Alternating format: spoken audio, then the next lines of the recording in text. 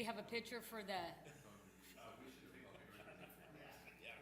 Yeah, so we get a before and after? Yeah, like a.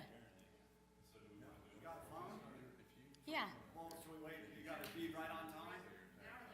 We'll do it later, right after the meeting? If everybody sticks around? Yeah, can you guys wait around right after the meeting so we can take a picture? I'm not volunteering to take the photo now. You're staying with us.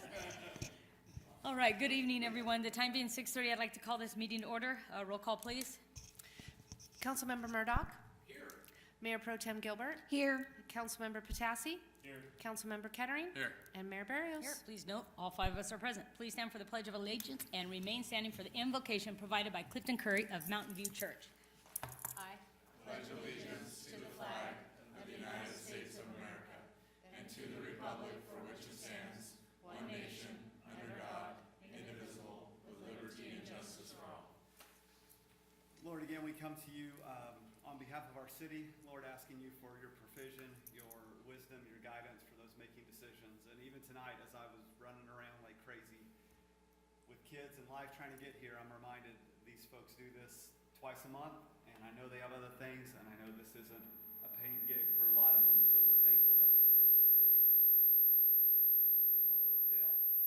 And God, we pray for protection for those that serve and take care of our city, for those that make decisions in that regard. And so God, give them wisdom, give them discernment as they make decisions tonight and listen to things. And God, continue to protect them. In Jesus' name, amen. Amen. Thanks, everyone. Have a great day.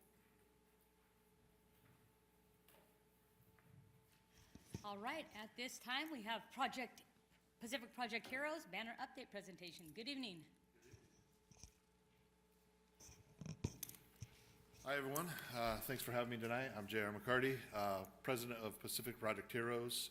For the last 2 years, we have done our Hometown Hero banners down 3rd Street. They've been a very successful event, and hopefully a lot of you guys have participated in that, and we really appreciate it. We once again want to do it this year. The hardware's up there. I did email Jeff to find out where the rest of those poles were, and he's looking into it. So, and I just want to say thank you all for understanding and being supportive. And the banners will run from Memorial Day weekend till Veterans Day, and then I believe the city or the chamber takes over with their joy banners or whatever the saying is that year. Any questions on the banners? They're No? awesome. Then, real quick, I'm going to take a little side step here and say that with Pacific Project Heroes, we are actually holding our first ever, we've participated, but we've never been in charge of a car show, chili cook-off car show. April 18th, starts at 9 o'clock. We'd love for you all to come out. It's a family event, and I'll pass these out right now. We will have, you can help us crown the 209 Pacific Project Hero Chili Cook-Off winner. As of right now, I believe we have 7 participants. Come and have a good time at the Roadhouse. And I appreciate the time, and thank you. Mr. McCarty, if you could just tell everybody where it's going to be held, that'd be great. It is at the 50s Roadhouse in Knights Ferry. They have a big old pasture out there that the cars can park in. The chili will be cooked out there. We also are going to be having different veterans groups, and I just talked to the fire chief right here, to come out there and set up their booths. I believe, I don't know if Justin's got a hold of you about, it's called Reels? Yeah, Real Heroes. We'll have a booth out there to show exactly what kind of programs there are for our veterans here in the Central Valley. So, thank you. That's great. Thank you. Thank you. All right, item 5.2, presentation by Stancog. Good evening.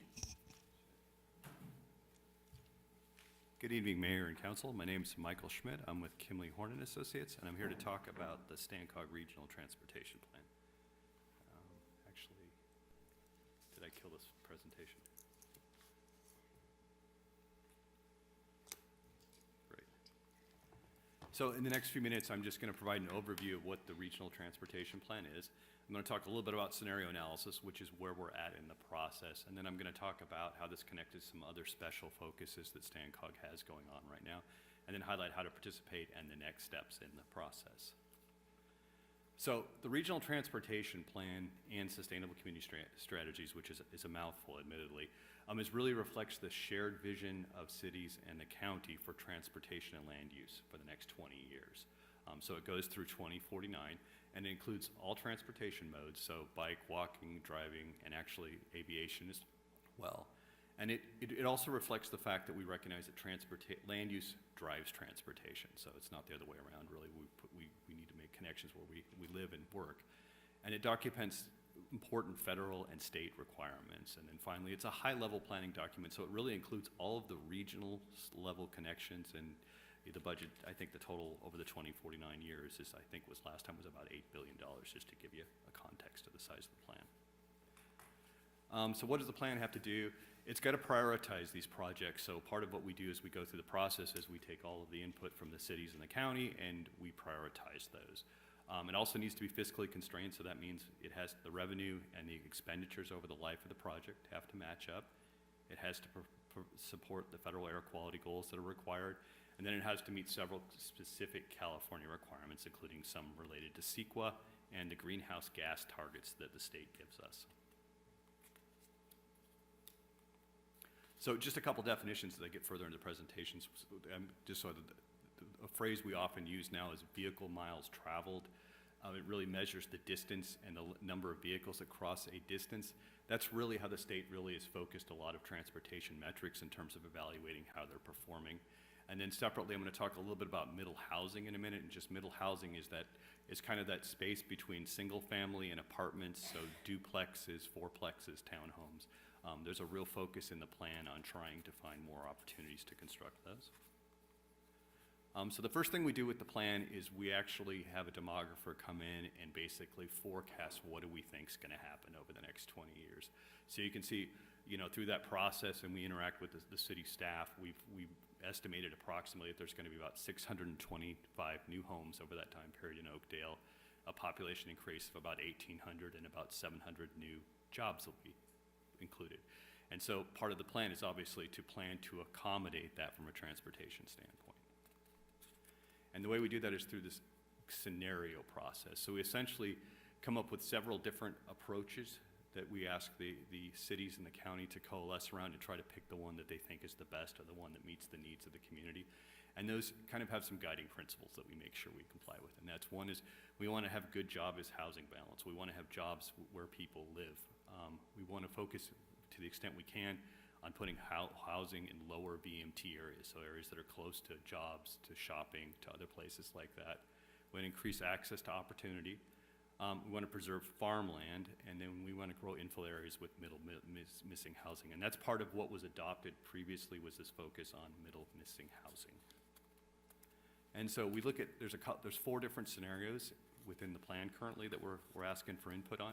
And they kind of show different ways that land use could disperse. And I wouldn't ask you to focus on any single place, but it's just generally different patterns of land use and housing and employment over the next 20 years. And we kind of the selection of this scenario kind of sets the tone for how we're going to plan for transportation. And so the business as usual, which is the last plan that was adopted, really focused on this middle housing throughout the county. The mixed use one is a little bit more centric in existing urban areas, and it's located near transit. The mixed use with the jobbing focus is the kind of similar, but it's got a jobs center and a little bit more in the undeveloped areas. And then finally, a scenario where we really look at an increase in ADUs. And with each one of these, we have differences in transportation. All of them include the major voter-approved roadway infrastructure, and then the other ones have slight variations in transit and bicycle, with the RTP bike plan as it stands today, and the other ones having maybe a little more focus on different locations where we're going to try to construct more bicycle or transit connections. And there's a part of it where we're looking at bus rapid transit, which is kind of more high-frequency bus in Modesto and some of those areas like that. And then, one of the areas that's unique to this cycle is that we're focusing on 3 special areas. One of them is we're doing essentially what we're calling a community enhancement zone plan, and that's really just a focus on what mechanisms can we do across the county to essentially increase the middle housing. So it's like basically a financial look at a toolkit, looking at different ways that we can make that easier for development to occur in that type of housing. We're looking at VMT mitigation strategies, so ways that we can help development community more easily comply with CEQA. And then there's a non-motorized plan update where we're really refreshing the existing bike and ped plans for the county.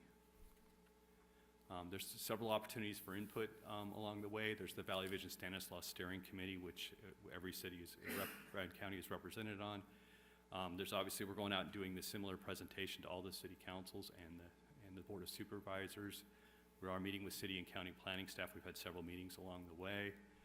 We're doing focus group meetings, canvassing, pop-ups throughout the county to try to get input, and there's a website where we're really trying to drive folks to get them to fill out a survey, and they can find out more information about all elements of the project, including a really kind of cool interactive map. And just in terms of next step, we're going to continue outreach. We're going to be asking the VVS to select a preferred scenario, and then we'll have an approval of that, and ultimately the board will approve the plan, and we're looking to basically finish up in about June, opening for public comment through August, and that'll complete the regional transportation plan update. Questions? Any questions from council? All right. Thank you. Is this, where are you at in the phases of implementing your guys' plans and whatnot?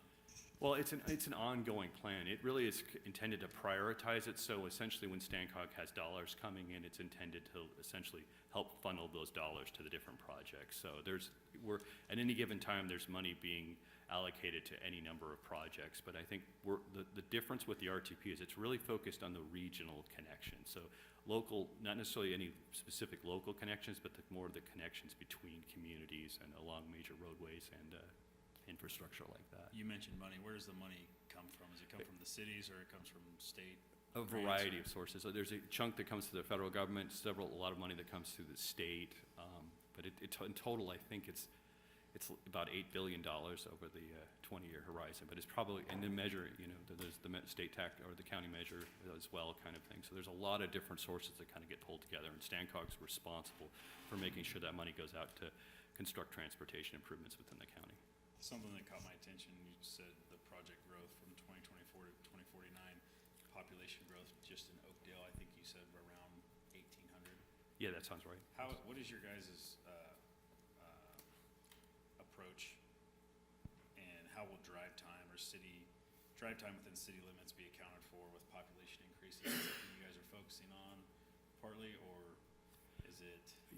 Well, there's a clear effort with a plan to look at metrics like trying to reduce congestion, if that's what you're asking Yeah. at, so it's easier to get around. And I think part of what we're also focused on is giving transportation choice, so that's why there's a focus on, we've been meeting with the Bicycle Advisory Committee that Stancog has and trying to understand what are the bicycling needs, what are the pedestrian needs, kind of thing, to try to provide choice, and then also just making sure that we're building infrastructure that really kind of connects people with their jobs and their housing and everything like that. So it's kind of hard to explain because it's at a very high level that we're doing a lot of this work, and so the very detailed stuff gets still handled by the city and the county, but this makes sure that none of those connections between the communities is missed. Gotcha. Thank you. Great. Thank you. Thank you for your time. Appreciate it. I have a question. Sorry about that.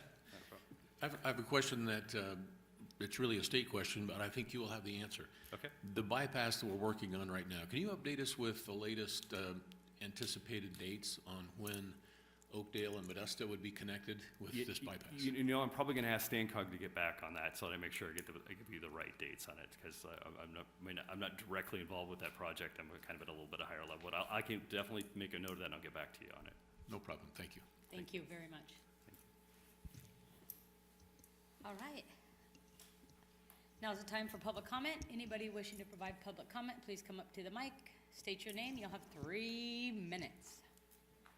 Seeing none, we'll go to the city council consent agenda. And Jerry, what would you like to say on that? I just want to say that I had some questions about the cancellation of the next council meeting. That was intentional, semi-intentional, because we anticipated a light agenda. But I also wanted to give the construction crew 5 weeks instead of 2 or 3 weeks to get the construction done here at, in the council chambers and over at City Hall. We're going through a pretty robust remodel here. They're gonna remove the dais, the chairs, replace it all, paint, new windows, some outside structure improvements, and then over at City Hall, some asbestos abatement and that sort of stuff. So instead of trying to cram it into either 3 weeks or 2 weeks with and the anticipation of a light agenda, staff thought it was best to just cancel the next meeting. Yeah, perfect. All right, so this is an action item. Move to approve the Second. consent agenda. First and a second, roll call, please. Councilmember Kettering. Yes. Mayor Pro Tem Gilbert. Yes. Councilmember Murdoch. Yes. Councilmember Patassi. Yes. And Mayor Barrios. Yes, this item passes 5-0. Thank you, Colleen. All right, 11.1, consider a resolution approving the fiscal year 2025-2026 mid-year budget. Good evening, Mayor and council members. The presentation tonight will be on the 2025-2026 mid-year budget, and for sake of being able to say this several times, I'm just going to say 26, if everybody can agree on that. So it's to consider a resolution approving the fiscal year 26 mid-year budget. The annual budget process, we've been through this before, but I'll just do a reminder. The preliminary budget for the fiscal year starting July 1st is developed and approved by council in May or June, and I believe we did it June 16th of this year. The final budget is reviewed and approved by City Council in October or November of each year, and I believe we did it, the last one in October, maybe the first one in November. And the mid-year budget is reviewed and approved by City Council in February, anywhere from February to April of each year, depending on how quickly staff can get it prepared for City Council. Notable changes to the mid-year budget is the mid-year budget adjusts the projected revenues upward by about $36,000. The safety sales tax revenue projects upward from 230 to 280, an increase of 50,000, and then safety sales tax revenue projects upward from 2.6 to 2.8. Notable changes to the mid-year budget: general fund expenditures are projected at 18 million, up about 50,000 from the preliminary budget. This is primarily due to park maintenance and the police department. And this was actually anticipated. We knew with the addition of Gregor Sports Park that we would have some additional expenditures there. And then here's three of our largest budgets: police at 7.6 million, fire at 5.4, and then park maintenance 1.2. And that's a significant increase over the last few years. When I say that, I mean the park maintenance. I think it used to be right around 750. So we knew that this was going to increase on us. Projected general fund expenditures versus revenues. The fiscal year 26 mid-year budget anticipates an ending general fund balance of about 7.2 million, and that maintains a general fund balance reserve of 40%. We've been successful at 40% since about 22. The previous goal was 43%. And then here's just an overall. It's a lighter red because that's our projected balance. And you can see over the years from 2016 up to 2026, we've been successful. As the city grows, so does our general fund reserve. In 2014, the residents of Oakdale approved Measure Y. It was a general half-cent sales tax that provided revenue to the city. In November of 2019, it was taken back to the city and we passed Measure H at that time, which extended Measure Y for an additional 11 years.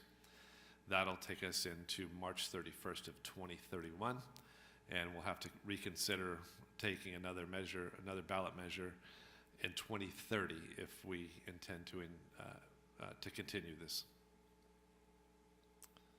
Over 90% of the revenue collected from Measure H is used to help fund public safety services. Measure H continues to allow the city of Oakdale to provide high-level public safety services to the community. And we allocated 1.67 million to the police department or about 59% of Measure H funds, go to the police department. 965,000, or about 35%, is allocated to fire services, and then the other services are about 173,000, or 6.5%. And then here's a breakdown. There's a pie chart. Community centers about 1%, street sweepings 2%, street lighting's actually 2%. It rounded up on me, and senior centers 1%. So staff recommends that the council adopt the resolution approving the fiscal year 26 mid-year budget. And with that, we'll take any questions. Any questions? And I also for- have Finance Director Avila here to answer questions if we have them. All right, any questions for city manager? All right, seeing none, this is an action item. And seems like we're doing really good, right? Moving right along. I'll ask a few questions. Ross, I went by there the other day, they were putting up the signs. Are they still on target to, on pace, not target, to open up in August, or do we need to know something a little bit sooner? Well, let's not use our competitor. Yeah, sorry, no pun intended, no pun intended. So they don't have to report to us. All they have to do is pull permits and do their construction, get it inspected, and once they pass inspection and receive all the necessary paperwork from the city, they can go right into business. I would like to see them Wonderful. go into business as quickly as possible, but as far as we know and what they've told us, they still anticipate opening for our community in August. Okay, thank you. I noticed there's quite a bit of work going on in there. Yeah, did you walk, I walked in. I walked by and snooped a little bit, Yeah. talked to a couple of guys. Cool. Yeah, very Looks exciting. good. It's gonna be nice to have that as an addition to, but we don't have to leave Oakdale. We Yeah. can keep people here, And then that Chipotle right around the corner, or right across the street. right across the street, yes. Cool. Wonderful. All right, thanks, Jerry. You're welcome. All right, Motion to approve item 11.1. Second. first and a second, roll call, please. Councilmember Murdoch? Yes. Mayor Pro Tem Gilbert? Yes. Councilmember Patassi? Yes. Councilmember Kettering? Yes. And Mayor Barrios? Yes, this item passes 5-0. Thank you very much. Anything else, city manager? Nothing to add, thank you. Nothing, any council member have something they want to report? We have to take a Okay. photo before everyone leaves. Yes. Okay. Congratulations to the Oakdale wrestlers that qualified at state. Matthew Cooley and Wes Burford. They did a really good job. Yeah. And I reached out to Colleen. We're gonna bring them in and honor them to this Yeah. with the next, wanted to talk to Steve too, so Yeah, give them some, yeah, they were Some waiting, I think, recognition. till after state to come in. yeah. And then also our girls soccer team, Jeff, Mhm. correct me because I'm not a sports person. What did they win? So they were the first girls soccer team, I don't think it's in history, but in several years they won the section title, and they will play tomorrow night. They were given the number 2 seed in Division III for the state tournament. They play Pleasant Valley High School tomorrow night at 5 o'clock at home. Potentially 2 home games based on their seed if they keep winning. And then the third game, they would have to travel to play the number 1 seed Salinas if things work out for a bid for the state title. So they have a chance. They're a very young team. They start 4 freshmen. But they're, in all the years I've been covering Oakdale High School sports, the most talented and dedicated group of young ladies I've seen. So if, for those of you listening or anybody here, tomorrow night, 5 o'clock at the Corral, our girls soccer team will be making one of their first appearances in a state tournament at home. Nice. All right. Anything else from council? I'll just say we had the Chamber 80th Annual Awards Dinner this past Friday night, and we honored Mr. and Mrs. Phyllis Bardona, Mr. and Mrs. Bob and Phyllis Bardona, so that was awesome. Saturday night was Charlotte's Cure, and that was very, very well attended. Very It's nice packed, event, yeah. very packed. This Saturday, March 7th, Florsheim Homes will be doing kind of an introduction there off Crane Road. Yes. Yeah, Crane Road, 11 a.m. And then Seroptimus' annual Distinguished Young Women, 6:30 Saturday night at the Magnolia High School, or Magnolia School Theater. Other than that, we will see you. Wow. Yes, sir. Yes. It's been making the rounds on social media, so I thought I'd bring it up here. If you happen to see a lot of older teenagers, somewhere between 16 to 18 years old, running around our city wearing swim goggles. Don't be alarmed.